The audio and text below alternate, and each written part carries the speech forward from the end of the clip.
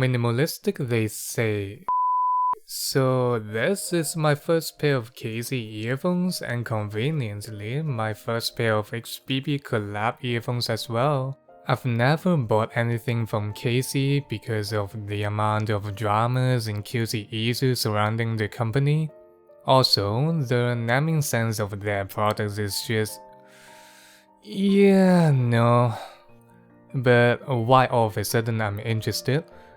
Basically, I see plainer, $45 and a familiar name endorsing the tuning of it. I'm in. I'm just in. Cause $45, why not, right? And turns out that I'm really surprised by multiple aspects of this set. Before the video starts, there's a 9 on 2 from me, a random whip on the internet. No, it's not about subscribe or any BS like that, it's about my genuine thought about this specific pair of earphones. This, in my point of view, is the giant killer that everyone's looking for. Hell, it can even be endgame for someone as well because of the execution on balance between bass, note definition, and technicalities. However, as they say, great power comes with great price. In this case, the price is not the $45 that you pay for the earphones, but the absurd amount of gain or power to properly drive it. When I mean absurd, I really mean it. Okay, as per usual, let's start the video with a lazy unboxing section. Here's the box, back of the box with some specifications. Open the box. It snapped in my face, quote, "Don't forget the original intention of using earphones is to enjoy music." Everything inside the box, namely cable, ear tips, and the earphones. Yes, there's no pouch or protection case, and I respect the cost-saving decision on a sub $50 set. A closer look at the cable. Kinda remind me of a SSL cable but with rougher texture. A close-up on the outer shell of the drivers. It's basically metal shell with filter inside, featuring a semi-open design, so be careful, sound unique from it. You can also see through the cell, and that's literally nothing but the driver sitting in it. That's pretty much all of it. So how does it sound? Again, I will not put out a list of adjectives to describe how the bass, mids, or high sound, but I will rather just go through my experience instead. Cool? Cool. Right after unboxing, I just put the earphones on with the default cable and ear tips.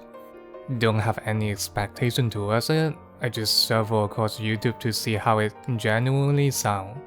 You know what's the first song I came across? Yup, you know it, I know it, everyone knows it. If you don't know it, then just alternate F4.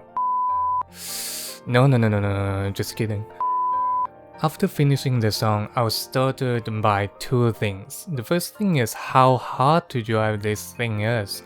It legit lists more gain than a pair of HD 600s to reach proper volume. The second thing is how good it sounds.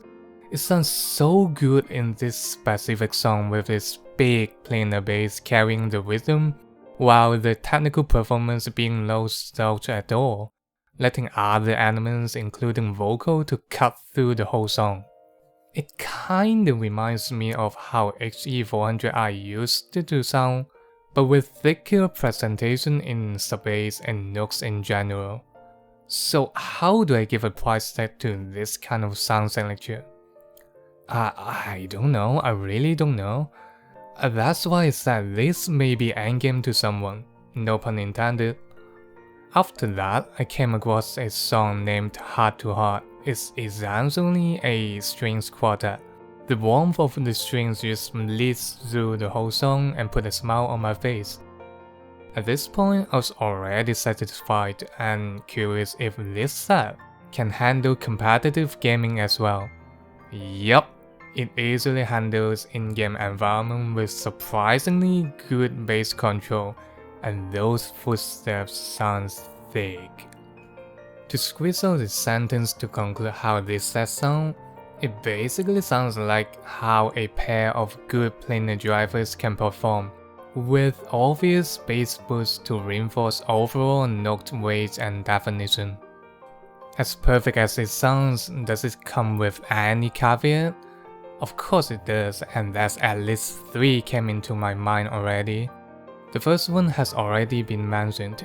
It is hard to drive, and I even committed a sin, which may trigger a lot of audiophiles to prove it. I directly plugged it into the 3.5mm audio output next to the power button of my PC to see if a normie can drive it without an amplifier. And I could barely get a listenable volume by maxing out the bar. That's a shame. The second one is the shell size. It's not necessarily big, but it's thick. It's just thick, and therefore some may find it uncomfortable. The third one is a concern from biased individual like me. Literally KC the brand itself. Buying a pair of earphones from KC legit feels like a gacha for me. Even if the set is genuinely well received, QC issue is always haunting around and leaving a bad image behind people's head. After all, for 45 bucks, that's roughly 2 tempo in Genshin, and I can tell you right now, it feels way better spending on things like this than pulling a lucky Chichi out of nowhere. As long as you have an amplifier, just swing on it. Listen to it, come back and tell me how much would you pay for an upgrade over it, and what the upgrade will be. I'm curious, I'm genuinely curious. And that's pretty much it. Thank you for watching, hope you find this video helpful or at least entertaining as a copium piece. And see ya in next video. Bye.